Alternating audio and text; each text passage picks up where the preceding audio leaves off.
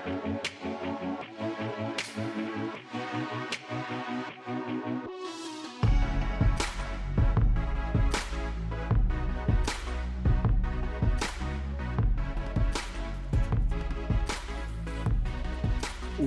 is up, people? Welcome to week 14 of the Absolutely Epic Early Week podcast. Yes, this has been 14 weeks of you wasting an hour of your time. We appreciate it. Let's have some fun. Bobby, how you doing, man? First of all, I don't appreciate that you're referring to it as wasting an hour. I am sorry that you sound a little under the weather, and you did mention that you were, so I'm sorry about that. But also, you forgot what happened to What's Up RotoGrinders fam. That's like your intro. I think it's just, as you said, I've been a little under the weather, so my mind is still trying to recover as I head into this, another busy NFL week. I'm sorry, man. I've been there before. Yeah, it wasn't a great NFL week for me. Fortunately, there's the NBA. But, I just been a little bit off on my picks, and I'm sorry you're not feeling well, but we can at least get to hang out and have fun for an hour and talk about this upcoming week and maybe get some of our picks down. Yeah, maybe you have a better week than last weekend. Grant, how did you do this last weekend? Time my first losing week in like 7 weeks, but that's because I was 100% on Hyde and like 80% on Howard, and I'm pretty sure that John Fox not letting Hyde in the end zone cost me a winning week because on everything I was just like a few points from cashing. But that happens. It does happen. Yeah, it was a weird week. There was a lot of really great players and great matchups that just didn't work out. I can't even blame that. I built just a bad roster, but I think that no matter what, I would have had a tough time just because a lot of the quality plays did not pan out. Obviously had a large chunk of my money in cash games, so that was going to be tough regardless. But new week and pumped to get to it. Grant, do you have a rant stretching beyond anger with John Fox or anything else to carry us into week 14? I mean, I guess it's just I'm moving right now, and it's just been a series of unfortunate events like Lemony Snicket's. We got our first noise complaint at our old place that I'm currently moving out of. We just put in a 30-day notice, and it was that same Confederate flag neighbor. It's very weird to me. I told him just to tell us anytime we were being loud, and he decided to lodge a complaint 20 days before we're moving out of our apartment. Then moving into the new one, our landlord talking back and forth on the phone. He doesn't really speak great English. So trying to figure out everything that we're trying to do. Every time I send over a text like, hey, whose name do I put on the cashier's check? Like, what's the name of the company? Yes, cashier's check. No, who do I put as a payee? Yeah, you need to pay us the cashier's check. Oh gosh, how do I phrase this? And just trying to do the littlest things has always been a problem. So it's just, and now we have 28 days at both places. Everything's just terrible. I hate moving. I hate it so much. It's terrible. I never want to move again for the rest of my life. That's the end of it. That's just a sad rant. It was very sad. It wasn't even particularly entertaining outside of bringing up the Confederate flag guy. I mean, I feel like you're really suffering from this at the moment. Yeah, no, it's just sad. It's very, very sad. I don't know. I don't know. The weirdest thing is they still don't want us, the Confederate flag guy doesn't want us to leave because we're less loud than any other person would be, yet they filed a complaint against us. I don't understand it at all. What is that sound, Bobby? I'm sorry. Apparently there's drag races going on outside. I'll get all these windows closed. Yeah, you guys. It's a good call. It's a good call. We don't. Life's just weird all the way around for you guys. It is, man. Hey, you live in Portland. You're supposed to keep Portland weird. That's fair. My dad's calling. Should I answer the phone while we're on the pod? Your call. And no, I won't then. I don't want to say anything that he sent in a text earlier to you. Yeah, would you like to share with the people what your dad shared with you? I don't know if I should. I know he listened to it. I don't know if he'd be embarrassed, but essentially I told him that the pod wasn't coming out today because he listens to it every week. It'll come out tomorrow because JM was sick, and he essentially called JM a little beezy. Yeah. It's like tell him that Grant's dad says you're a little beezy. Grant's dad goes hard.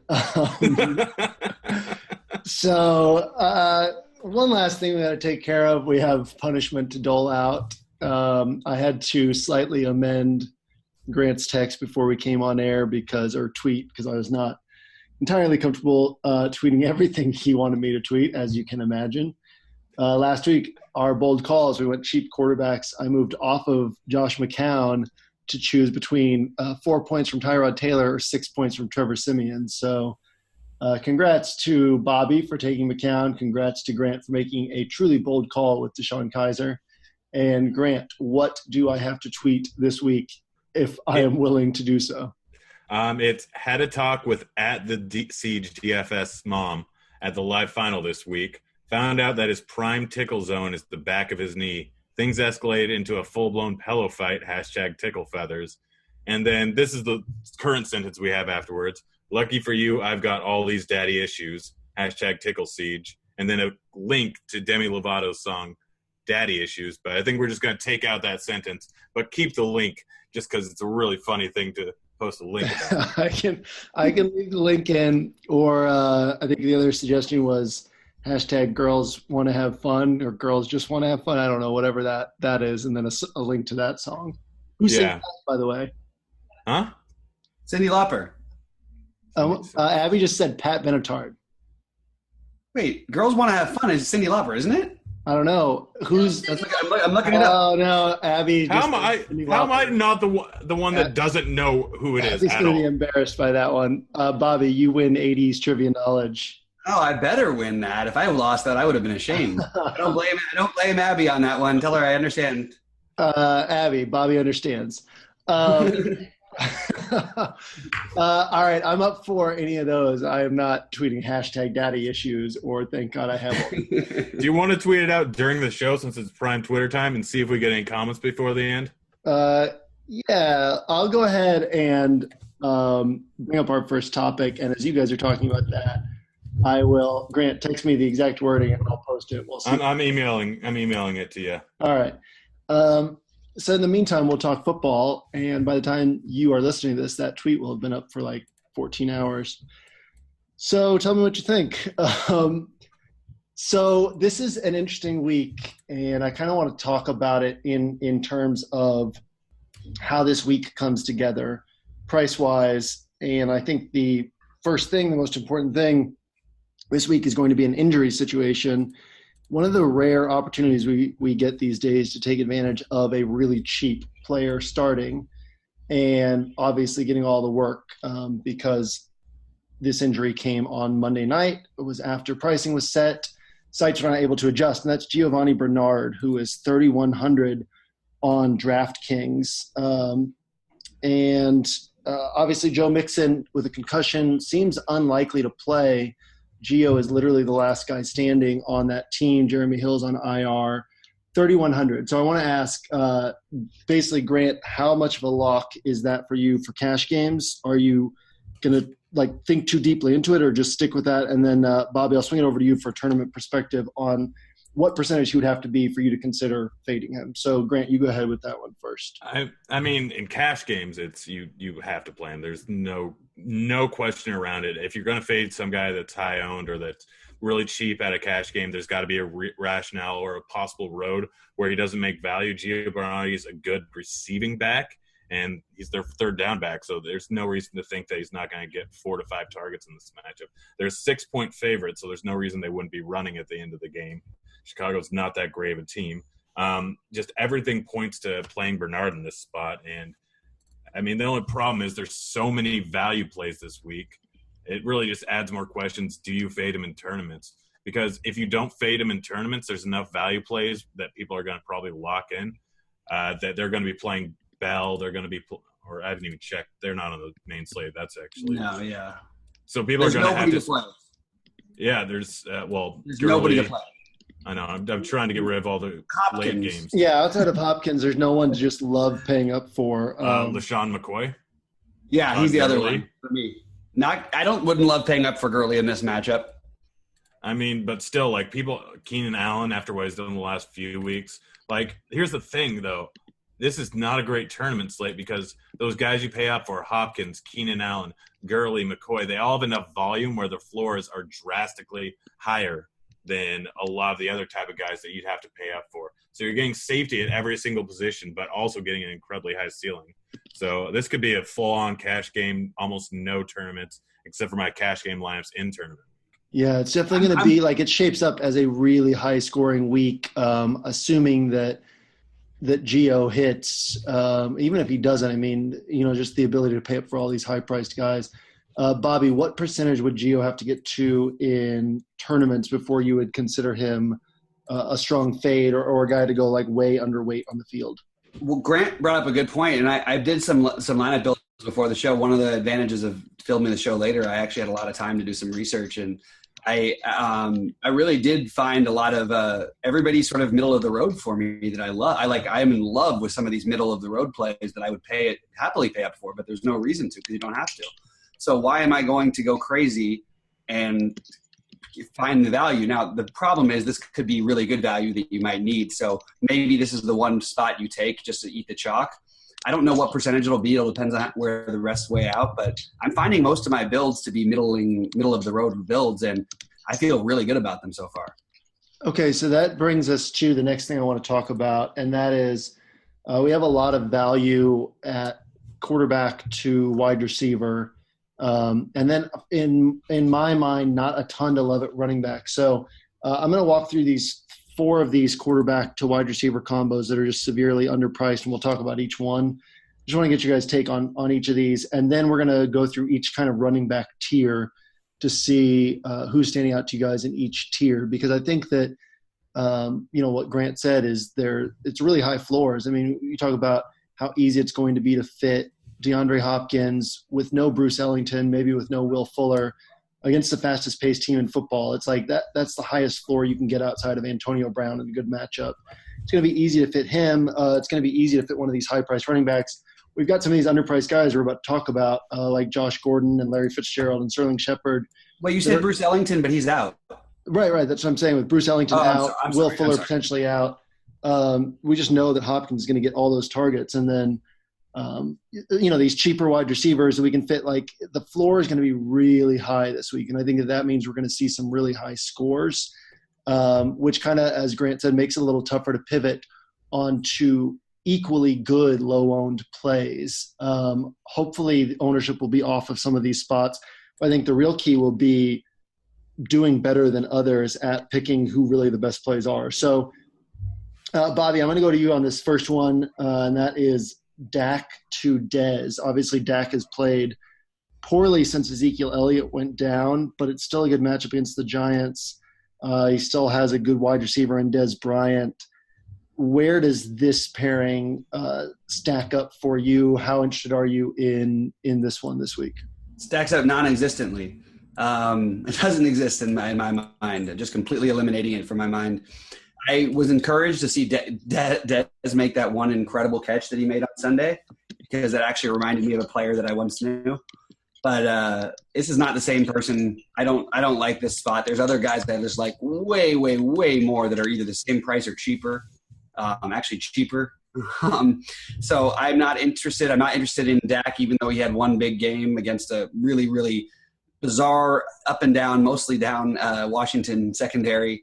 So I'm just going to leave this one alone. It is underpriced, but this is not a week I need to go there. There's just way too many guys I like better. All right. Grant, what are your thoughts on this one? Obviously, we're about to talk about some of these other cheap quarterback / wide receiver combos. Is this one jumping out to you, or is this one that you're likely to fade? I mean, my initial thoughts were don't play either of these guys, but now looking into it more, the problem is there's a pivot from Dez that I like that we'll get to later, I'm sure. I'm sure we like the same guy. Yeah, I'm sure. Dez, I mean, he in the right matchups, he gets a lot of targets. He may not get a lot of yards, but he'll get a lot of catches. He has a high enough floor and a high enough ceiling, considering how involved he is in the red zone. I have no desire to play Dak. I mean, yeah, he has a possibility of getting a rushing touchdown or two or throwing a few touchdowns, anything like that. But I just don't really feel the need to. Yeah, I'm fine with just going a chalk lineup and then throwing these two guys in it. But Dez is really more likely for me to take as a one-off because his correlation with Dak isn't necessarily highly correlated. Like there are lots of games that Dez could have that could be very high scoring on his part, but not that high scoring on Dez, strictly because of the amount of volume he gets on short to intermediate targets. So I'm fine with Dez. I do not want to play Dak, but Dez, this could be a spot where he could go slightly under-owned because of all the value out there and because of the guys that are in the same price range. Yeah, I mean, I think that basically any of us are comfortable saying that Dez can have a good game, but it seems like, I mean, I'm kind of the same boat as you guys. This is not a priority for me compared to some of these other ones. I'm actually interested to see what this one is that you guys are thinking of because we may not get to it in these 4 that I want to explore. And if we don't, then I want to get your guys' thoughts on what else you like. But the first one that I think is the most obvious play on the slate is Josh Gordon at 5,500 against Green Bay after he saw 11 targets last week in his first game back. I do think that Corey Coleman is also really interesting. I think people are going to completely overlook him. I think he could easily bounce back up to 7 or 8 targets this week. But Josh Gordon, it was clear that they were going to force the ball to him. He was being covered by basically the best cornerback duo in the NFL, still put up 85 yards, 4 catches. So how high, Grant, are you on Josh Gordon this week? I mean, do you feel that he's correctly priced or do you feel that he's severely underpriced in this spot? He is so far underpriced. It's just absolutely ridiculous. I mean, it didn't help the news today that Casey Hayward said that's the toughest matchup he's had all year. It didn't help that he got 10 targets. The one thing that did help is the fact that he only got 4 receptions. So that might keep his ownership slightly lower than it should be. But this is just a premier matchup. This is essentially the same case as you had with Keenan Allen. What was it? 3 weeks ago, the week before Christmas, where he was 5,500, and you know the guy's going to get a ton of targets. You know he's incredibly talented, and you know that almost any given week he has an incredibly high floor, and in a plus matchup, his ceiling just goes through the roof. Josh Gordon has the potential to be the number 1 scoring player this weekend, and my hope is just that people won't be on Kaiser as much because I may go 100% Kaiser, 100% Gordon in every single lineup across the board, and then just sprinkle in things outside of that because they're my number 1 cash plays right now, and they're my number 1 tournament plays. I like it. Bobby, what are your thoughts on this Gordon Kaiser setup? I couldn't agree more in relation to Gordon. Like, this is easy. It would actually surprise me if he's not a top 5 receiver. I could see him having like a dud game, something weird happening, but I watched them play, and I don't know if you guys watched that game. It's incredible. They missed him about 5 times. There was 2 other penalties that took away plays. There was another ball that was overthrown, another one that was one of the balls that was overthrown, one that was underthrown that he might have taken for 60 yards. Like, he's just way better than everyone else. And we haven't really seen this come into like football in a while where, other than with Tom Brady, like quarterbacks or anything, where somebody can just come back and just all of a sudden after years, like just be still maybe better than everyone. And maybe that's what we're looking at. Maybe he's an absolute must play. I totally disagree when it comes to Kaiser. I think he's just terrible. He's really, really bad. But I'm not going to play Kaiser with Gordon, but I will play just a ton of Gordon. Wait, it's irrelevant whether he's good or not. It's entirely irrelevant. Okay, fair enough. If that would be true, I agree, because there's a guy who I like there's 2 guys who I like who I think are terrible, Gabbard and Savage, that we could argue that about. But you're right, I can see the upside in this matchup. So I'm not going to say it's crazy. There's just so many other guys to choose from, and I actually kind of prefer those other 2 over him, just because I think he's actually that bad. Yeah, I'm fine, but the main thing is he can run. So, yeah, that's true. That's a big difference. That's the one thing that leans his way. I agree. Yeah, so I'm interested to hear what you guys had to say on Kaiser as well, because I'm on the fence about Kaiser. I'm definitely with you guys 100% on Gordon. I mean, I think that I don't know. Like, I don't think we see ownership get above 25 or 30%, which obviously sounds crazy high. But then when you think about what Josh Gordon is capable of and what his price is, like, this is a guy who really should be 60 or 70% owned at least. Like, I think that's the range we would have to get in before it became a serious question about whether or not to play him. I think it's also worth remembering that Hugh Jackson seems to be way in over his head as a head coach, at least with the Browns and with the dysfunction in the front office. But this is a guy that we used to love when he was with Cincinnati as a talent maximizer, a guy that we would look to find ways to get his best players the ball. And I think that's what we're going to see with Josh Gordon, is just that they are going to get the ball into his hands. Love Gordon this week. And so originally Kaiser was the first guy I was looking at quarterback. And then Bobby, I'll go to you first on this because I started noticing Blaine Gabbert. And I mean, really, Gabbert is not awful. I think we know that even from when he was with San Francisco. And he can put up yards on the ground. He can get the ball to Larry Fitzgerald, which is an easy, guy to throw to against Tennessee this week. Tennessee does not allow a lot of rushing yards, so it sets up well for Gabbert to be throwing. So, Bobby, what's your level of interest in Gabbert, and what do you see as level of concern as far as floor goes? I'm in the process of writing him up. I don't have a huge level of concern because my feeling about Tennessee getting away with murder with their schedule. Even when I try and pick on him, I have to use teams like Indianapolis. I don't get a chance to pick on him enough. But this is a spot where I'm very interested in Gabbert, and I think Gabbert to Fitz makes perfect sense. That's just the easy go ahead. It's Fitz, lock him in. He's the other one. Him and Gordon. I'm a tournament player, and I'm having a hard time getting off these guys. The only reason I can is because there's a couple other guys that I absolutely love. But I think that this is a great game stack spot. On the other side, I think that the guy who everyone's going to be off of, we were all on for a while, Corey Davis, if he doesn't get the Peterson coverage, I think that you're looking at a potential spot there. Or Delaney. So anyway, I like this game as a game stack, and I really like Gabbert to Fitz. Yeah, I like that you brought up the pass catchers as well. I think that Corey Davis is a guy who will definitely go overlooked if Rashard Matthews comes back. Matthews should draw Patrick Peterson in that setup. Also Delaney Walker. I'd love to make it up to Kelsey this week, but Delaney is definitely one of the guys I'm eyeing in the mid-range if I have to drop down a little bit cheaper. Grant, what are your thoughts on Gabbert to Fitz? How much of a lock is this one for you, or are you less interested in it than Bobby and I are? I mean, if it wasn't for Kaiser, then I'd have a ton of exposure to him. We'll still probably have some. One of the main reasons being, so he's faced the number 1 and I think 2 defenses for DVOA over the past 2 weeks, which anyone who's a game score watcher is going to look at those past 2 weeks and be like 12 and 19. I mean, that's not really a place to go. But he had 3 touchdowns against Houston earlier on in his first start. He has another weapon that I don't think people will really be on this week in Seals Jones, who's getting 5 to 6 targets a week. And going against Tennessee, they force a lot of targets to opposing tight ends. And he's a great red zone threat for him. And he's someone that Gabbert has kind of relied on the past 3 weeks. He has 3 touchdowns. He's my top overall tight end on just the Sunday slate at this moment. So because of that, if I'm not using Kaiser in a lineup, then Gabbert's going to be one of the main guys. He's your top tight end. That's for real. Your top tight end per dollar. Your top tight end is not Steven Anderson. Point per dollar. No. I want to understand, because I would love to have a conversation about why Steven Anderson is not just the autoist of auto plays, the fastest. I mean, I had Fedorovich and everything, so maybe I'm a little biased, and I feel like he got taken away a little bit of that usage. I had Fedorovich everywhere on Sunday. That's partly what hurt me. So who do you think's more talented, Steven Anderson or Seals Jones? Steven Anderson. Who's in a much, much better matchup? Steven Anderson. Well, no, not matchup. Steven Anderson's in a better situation because of the quarterback he's got. Let me ask you a question. Who did Steven Anderson play last week? What is that? Why is that the reigning factor over this? I'm not just basing it off this last week. I'm basing the reason I played Fedorovich was for the same thing, not just because. No, this is very applicable here because who did he play last week? Tennessee. And who is Seal Jones playing this week?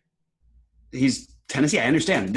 I agree that Tennessee is a good team to target against, but this is also a great spot to target in general. And yes, it's not the place you want to attack San Francisco for the most part, but a quarterback who looks at that tight end that often. Steven Anderson played 4 snaps the other week and had three targets in the end zone. This guy is just an absolute end zone machine. He's the only thing that's going to stop Hopkins from having a monster game. And actually, I like both of them together. So I think Steven Anderson. Play them both together. There we go. We got an agreement. So, and then you can take the 3,100 guy, and then you've got everybody else you want. Yeah. Yeah, you got Gio and then all top guys. I'm going to build a lineup like that now. Yeah, so I just built one with Gabbert and Gio and LaShawn McCoy and Josh Gordon, DeAndre Hopkins and Sterling Shepard, Larry Fitzgerald, Ricky Seals-Jones, basically all the top plays, right? I have 2,600 left over. Yeah, it's tough. So, I mean, you could even move from Seals-Jones up to Evan Ingram or Delaney Walker and still have all those other guys, what I feel are the best plays. It's a weird week. it's going to be a weird week to try to differentiate in tourneys. I think that I'll probably, I used to in 2015, I'd basically play what used to be the $1,060 tournament and then cash games. And that was all I'd play. Just because all these like huge field tournaments, I don't like them as much. I really might go back to that this week and just play straight cash games and throw my best team into the $1,500 tournament. Just because straight cash, homie. What's up? I said straight cash, homie. Yeah, it's a hard week to like differentiate in large field tourneys. Obviously, if you differentiate and some of these chalk plays miss and you hit on the right things, you're going to be in great shape. But the chalk is really good chalk this week, assuming that these guys like Larry Fitzgerald and Josh Gordon and Gio Bernard become chalk. Brings us to the last wide receiver, who I don't know how chalky he will actually be, but when you think about what his ownership was just a few weeks ago, in basically the same setup, Sterling Shepard gets Eli Manning back this week. I think we can throw away the 6 targets he had with Geno. That was a totally different situation. We've seen that Shepard is getting 9 to 12 targets with Eli under center. Only 5,300 against Dallas, a good matchup for interior wide receivers. So, Bobby, what are your thoughts on Shepard this week? I had one guy who with everything we've said and all that about Gordon and Fitz, this is probably my favorite play. I think that the Dallas secondary is a joke, and I think that Shepard could see 15 or more targets depending on game flow in this spot. I think he can eat him up absolutely everywhere on the field. I don't think the touchdown issue he's had is going to stick much longer. And if you're looking at a guy who could have like 10 receptions and 150 yards and a score or two, this guy could have a monster week. The price is criminal. I wish he was 7K or 8K because I would probably play him.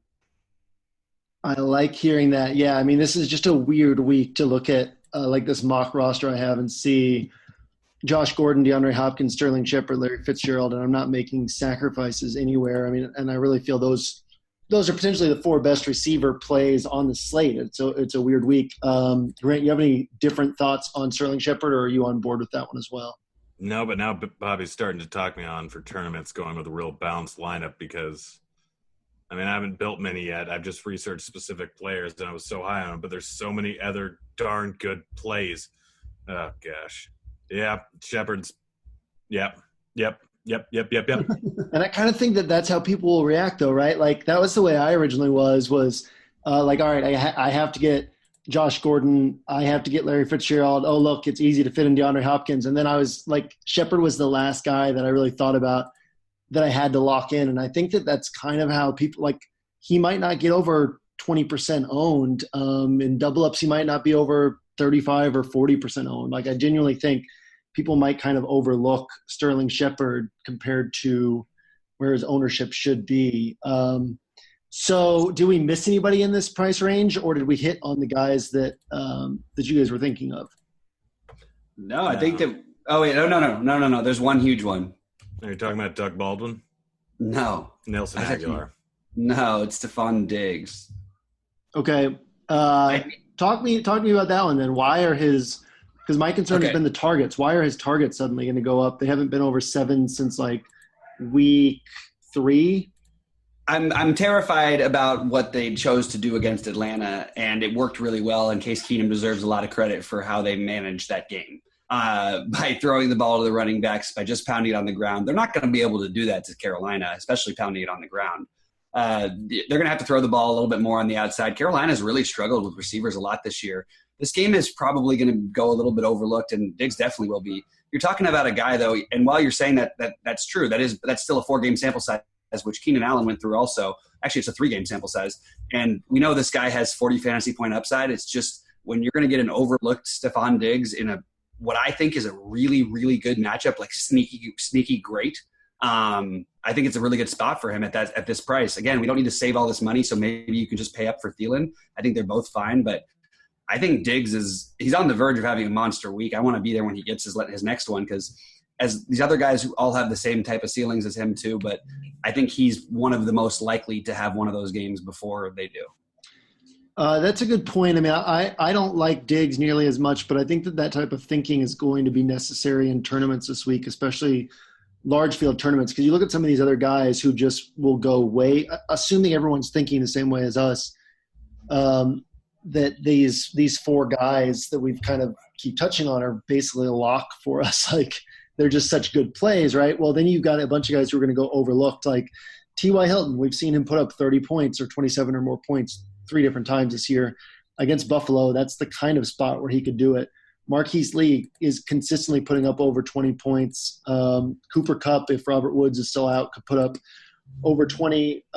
Golden Tate and Marvin Jones, with Matthew Stafford dealing with the right hand issue. There'll be a lot of question marks there, but let's say Stafford actually comes out and looks like himself against Tampa Bay. Either of those guys could put up 25 to 30. So I think that there's just a bunch of guys who are going to go kind of overlooked in tournaments who could also put up 20 to 30 points. And if some of these other guys don't, and these lower-owned guys do, you'll be in great shape without having to take, bad plays to be contrarian. You can just take really good plays to be contrarian. I do think that thinking like that, guys like Diggs, guys like Golden Tate, is going to be a key in tournaments this week. So running back, you guys seem to like LaShawn McCoy more than I do, feel more comfortable with LaShawn McCoy than I do. First thing I wanted to ask was this. What else is new? Well, no, I mean, last year, Bobby, it was you and me. We were like, and I guess all three of us were the only people on McCoy until like week 9. And there have been a few times this year where I've been really high on him. But, you look at, they're still like bottom 8 in DVOA run offense, and they've got Nathan Peterman at quarterback. So that was going to be my question, was which of these top 4 guys, Gurley, Gordon, McCoy, Fournette, stand out to you the most? But I guess it's McCoy for both of you guys, right? So, Bobby, what is it that you like about McCoy's matchup this week? I'm starting to rethink it and lean a little bit more towards Gurley. Well, for one thing, these prices, I got to stop. I got to almost just get it out of my brain, because I think it's destroying the way I'm thinking about this slate a little bit, because the 7,200 even was part of it. Like, just that his price is that cheap and his upside for that. But that shouldn't really come into factor at all. There's so much money left over on this slate. Yeah, because if I'm just going to make a real bet, like my life depends on it, him or Gurley straight up, I think I have to take Gurley. So, and that's really what you're talking about, because we're talking about leaving money on the table. Like, that seems crazy on a 13-game NFL slate. Right. But that's where we're at. I mean, so partly that was a big part of it for me. I think the usage has been weird because of some of the matchups. This is a much, much better matchup than the other ones were. And they were absolutely just demolished in those 2 games. Obviously, with Peterman at quarterback, it's not as enticing, but losing at New England, having kind of a dud there. Even in these duds, he's gotten a pretty good workload. He only played halftime of one of these games. I just think that there's upside still here for him to get in the 25 to 30 range. But if I'm going to bet on who's more likely, now that we're really realizing that there's so much value on this slate, I think Gurley's probably the guy you want to take, just because the safety's there, I think, even against a really, really good defense. Yeah, it's weird. Even these prices, typically I would not pay up for any of these guys. None of these guys jump off the page for me in their matchup. I mean, Gurley's facing the team that has allowed the fewest rush attempts and by far the fewest rushing yards in the NFL. Like, the Eagles have allowed something like 300 fewer rushing yards to running backs than any other team. But obviously we know that he'll get involved in the pass game. He's going to be heavily involved no matter what. LaShawn McCoy, again, like, typically I wouldn't pay $7,200 for him with Nathan Peterman under center. But again, like, yeah, he's in a good spot. He's going to get work. It's been these heavy losses are the ones where his workload kind of dries up, and they're less likely to just lose heavily to Indianapolis. So there are things to like. It's just, again, it's that price thing of typically I wouldn't pay up for any of these guys, but the salary is available. So you kind of question who's the best. Grant, are you still on LaShawn McCoy at this point, even after us saying these other things? Absolutely. And you might want to read the lyrics on the link of the link you put on the tweet, by the way. I really want you to read them so you can just read them while I'm talking. Yes, I'm absolutely still on McCoy. McCoy's been on the bad side of variance for touchdowns for pretty much the whole season. One thing that a rookie quarterback or a very inexperienced quarterback tends to rely on is dumping off the ball to a running back, which is something that they do in the offense a lot. A lot of the weapons still aren't there or fully healthy or even playing that well, Zay Jones. In this offense, they're going to be a favorite. The line still isn't out, but I guarantee they're going to be a favorite. I'm fairly certain that even with Peterson at quarterback, they're going to be a favorite over Indy by a decent amount. LaShawn McCoy's going to get the volume, considering they're probably going to be up in this game. And the only reason he hasn't for 3 of the last 4 weeks is because they were getting so terribly blown out in every single matchup. There's really no point in running him towards the end of the game. You don't want to beat him up. You want to be fresh for the next week, and you have no reason to try and win the game considering how far you are behind. McCoy's raw points, the top running back on the week. And to me, there's no question about it. Gurley does not have that great of a matchup going against Philly. I have no reason to play him over McCoy if I had to choose between the two. Thanks for the lyrics that are posted on my Twitter page. So, I mean, I'm not disagreeing with you on LaShawn McCoy. I'm just iffy. Indianapolis doesn't have an awful run defense. They're way worse against the pass. And I don't think it's such a lock that Buffalo's going to be leading Indianapolis. I mean, Nathan Peterman threw 5 interceptions in one half. I mean, I know that was against the best team for turnovers in the entire league. Yeah. It's just so many different things that correlate to McCoy being force-fed the ball throughout this entire game. And it's not like if they're coming from behind, going with draw plays with McCoy or running with McCoy is probably just as good. Done that. That's not what they've done when they've fallen behind. When they've fallen behind, he got 12 carries, 8 carries, 13 carries. I mean, that's a there's a difference concern. between falling behind and getting beaten by 20 or 30 or 40.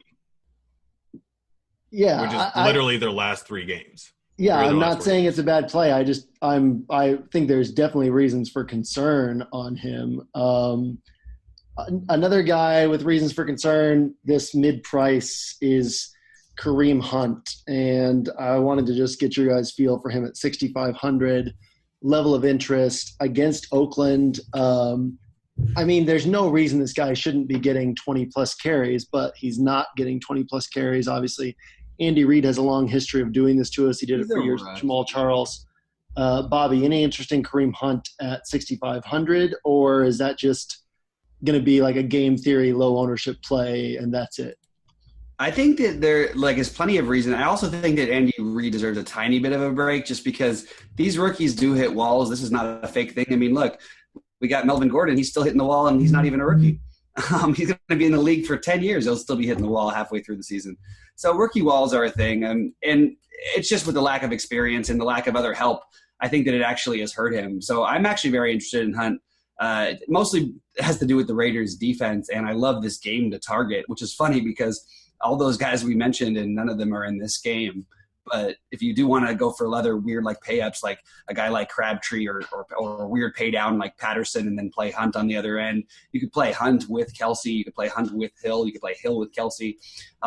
Overall, with Hunt on his own, I think he's definitely interesting, but I'm probably looking at him more in game stacks.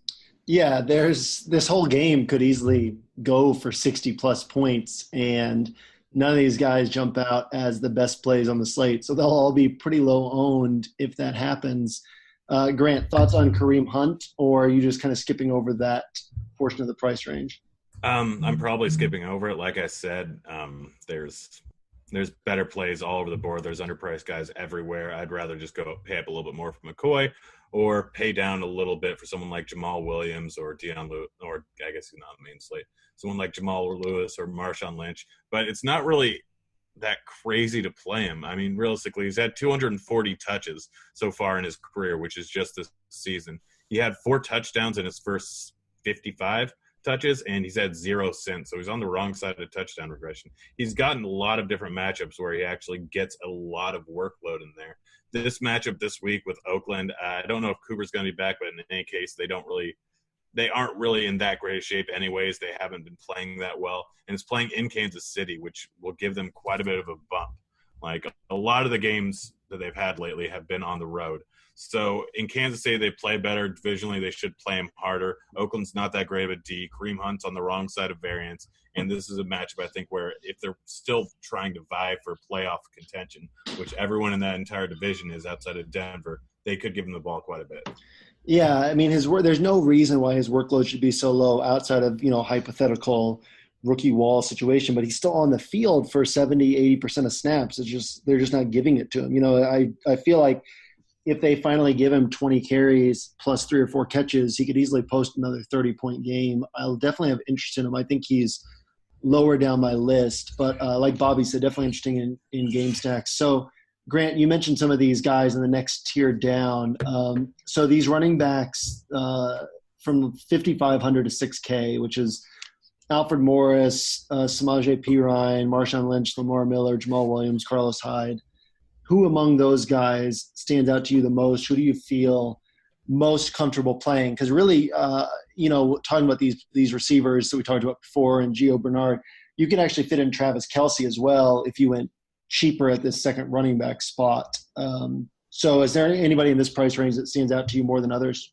I'd say Jamal Williams is probably my favorite. One thing with Cleveland is they have a very good run D, but we saw what Joe Mixon did to him.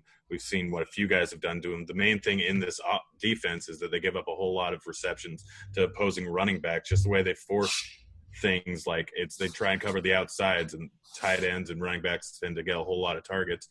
Jamal Williams has about 5 a week for like the last 3 or 4 weeks, and he's clearly the centerpiece of this offense. Kind of gets a lot of the pressure off of Brett Hundley, so I expect him to be heavily involved in a game that they're more likely to be leading than they are not to. But in either case, he's probably going to get a whole lot of work.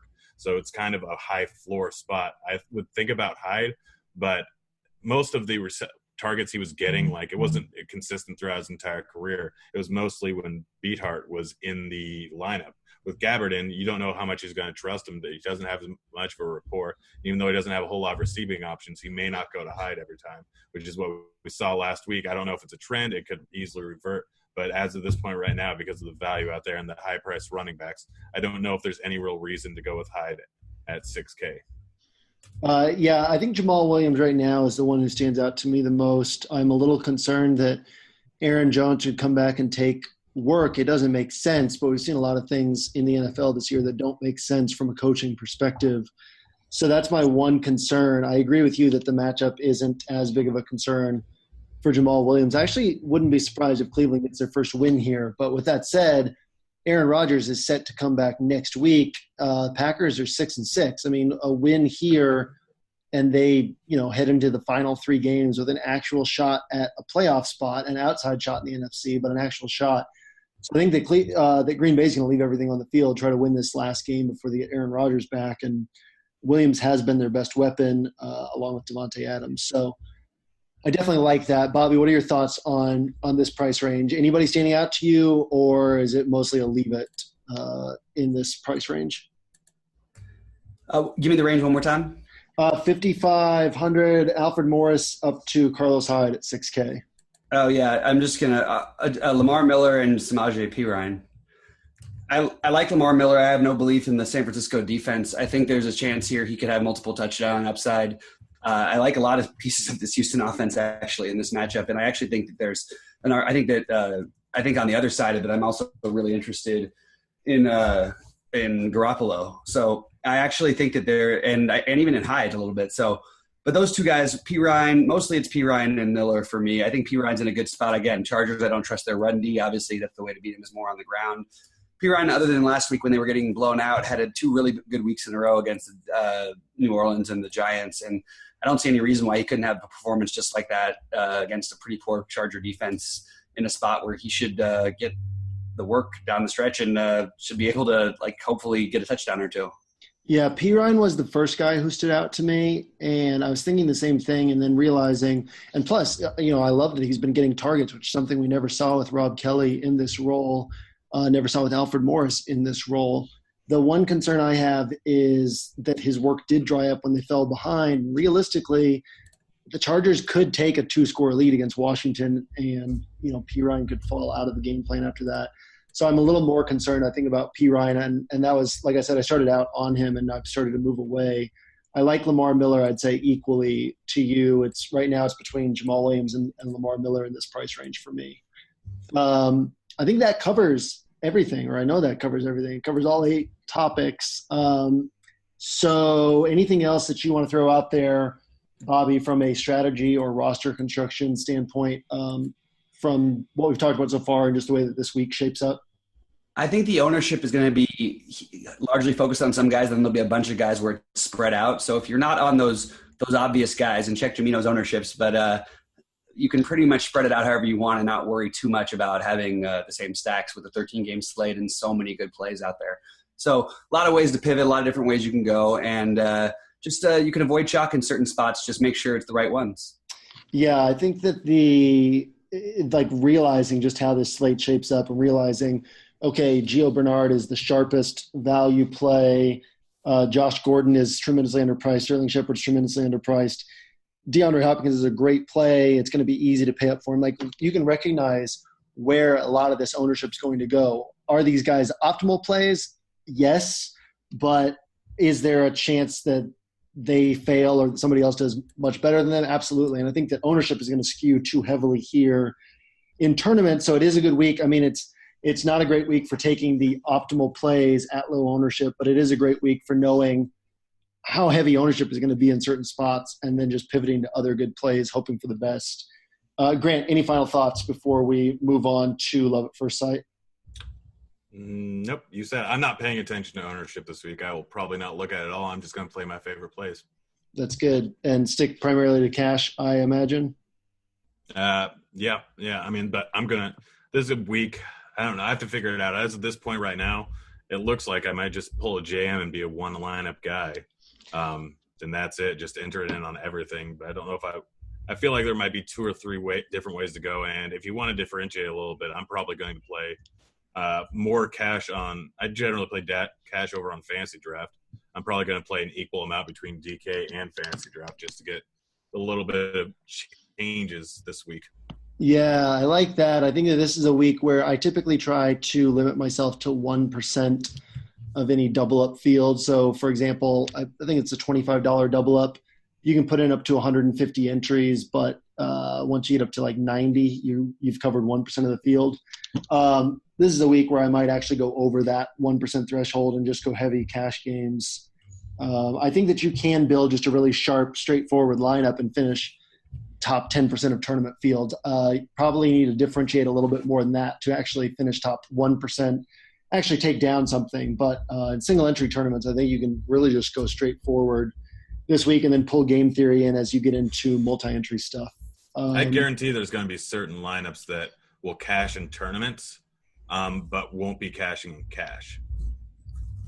Yeah, that's a good point because people will intentionally move off of the high-owned guys in tournaments. And if it's a week where those guys hit, it can actually be easier to cash in tournaments than in double-ups. Is that what you're thinking, Grant?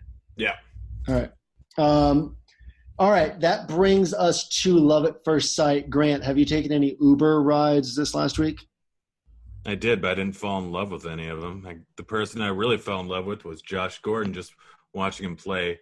And the lady, I went to a nice little bar to get food and watch foosball on Sunday.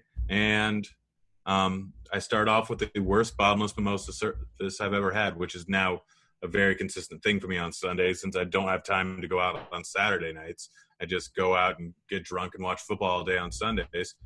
She started off by giving me 2 mimosas in the first hour, and then she came by every 5 minutes for the next hour and changed the entire course of the rest of my day.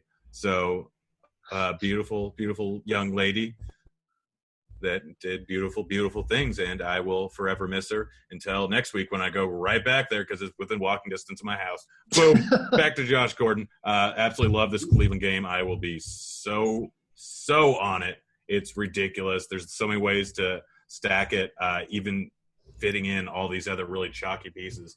Realistically, like we already stated, there's a lot of different scenarios where you can just lock in certain guys like Hopkins.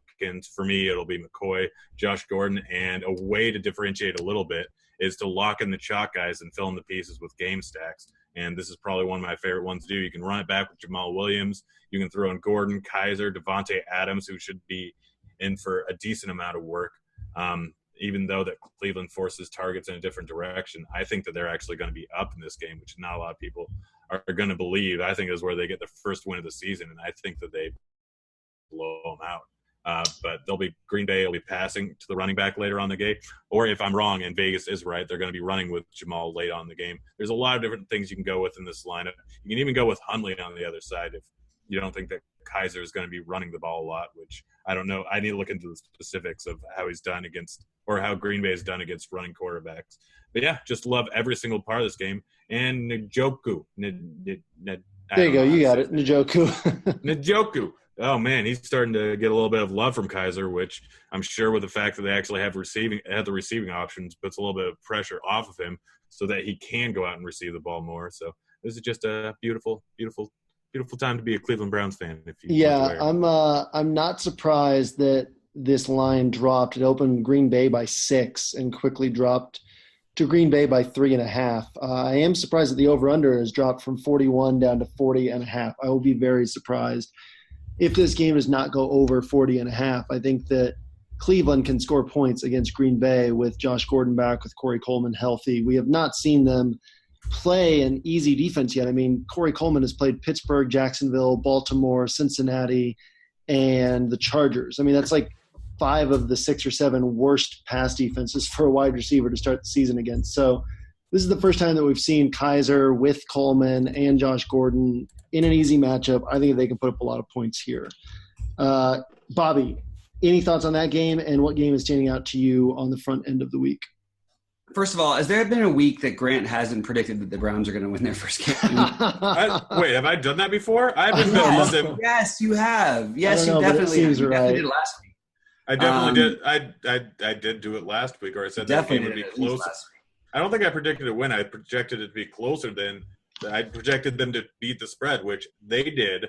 Boom. Suck it, Bobby. But yeah, you're probably right. Go on. I think you've at least predicted 2 or 3 Cleveland Browns wins. Yeah, I could see that game getting there. I don't know. I'm interested in it. It definitely is on my list, but it's not my number one game. I don't have a whole bunch of thoughts other than I'm not going to play Kaiser or Hundley. That's mostly why I'm not fully stacking it. But I do think that this Oakland-KC game is extremely interesting, just with how bad KC's defense looked and how bad Oakland's defense actually is. Also, you have the limited players. So if you are looking for any value, there is some potential upside in Cordarrelle Patterson. Don't be surprised. This guy's got some talent. If he could break 2 long ones and you'd be like, wait a minute, why didn't I play Cordarrelle Patterson at 3,800 and he has 2, 60-yard touchdowns? It's totally in the cards against this KC defense.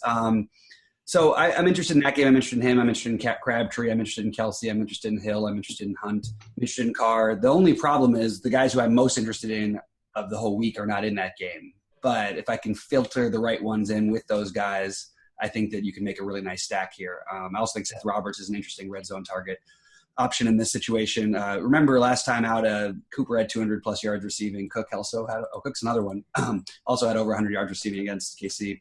No Cooper, so – maybe some of the attention goes to Crabtree in this situation or even more to Cook. So I actually like both of those guys quite a bit.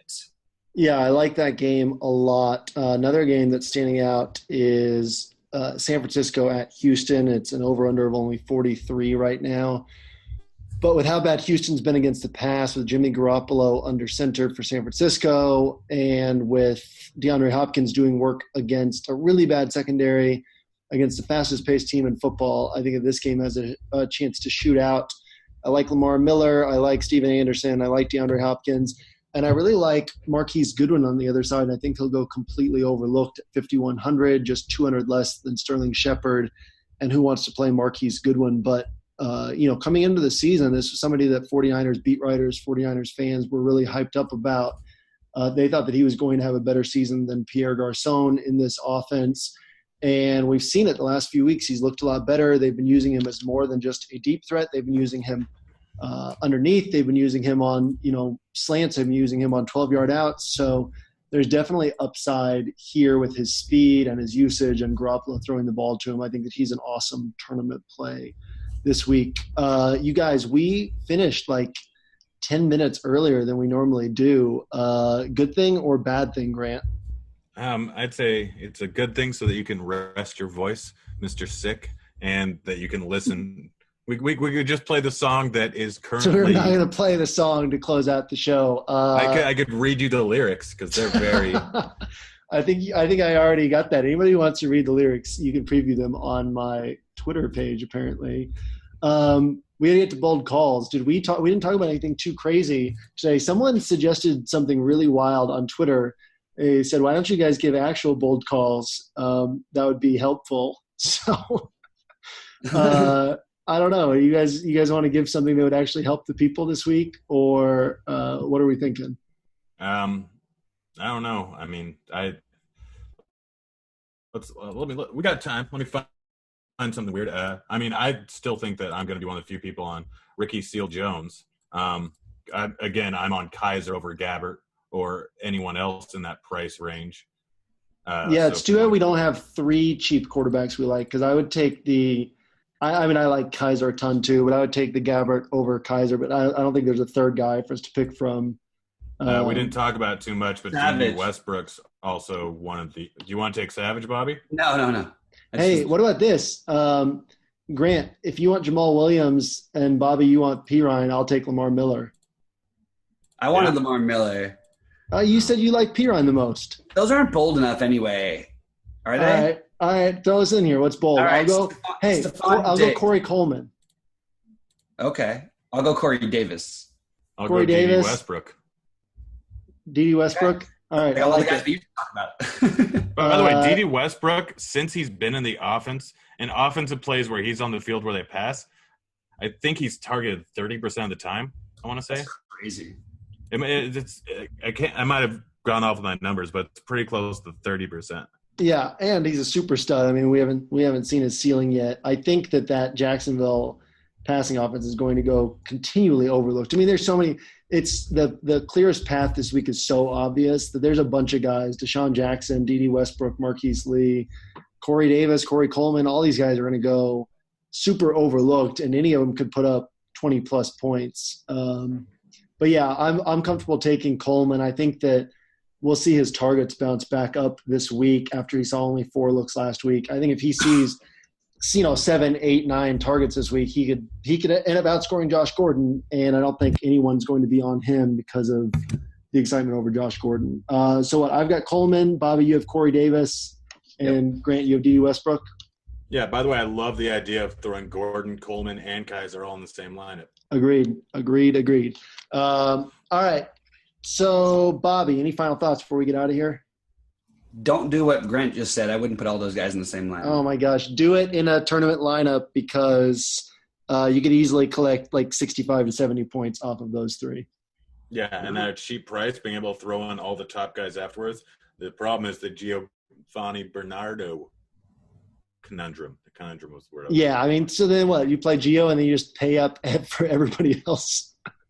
I mean, I'm trying to think. So I've been thinking about throughout the show. Gio, the possibility of fading him. You want to fade cheap chalk when they're not really safe.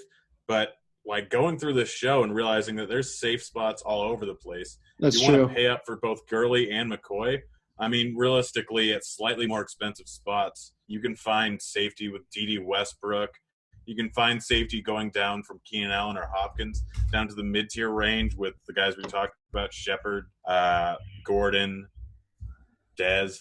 There's a lot of different, there's no – outside of the Geo conundrum, the top 2 wide receivers, and that clump of mid-tier wide receivers, there's plays scattered throughout pricing. And so there's a lot of different ways you can go. And if you just want to pay up a tight end, that can completely change your lineup.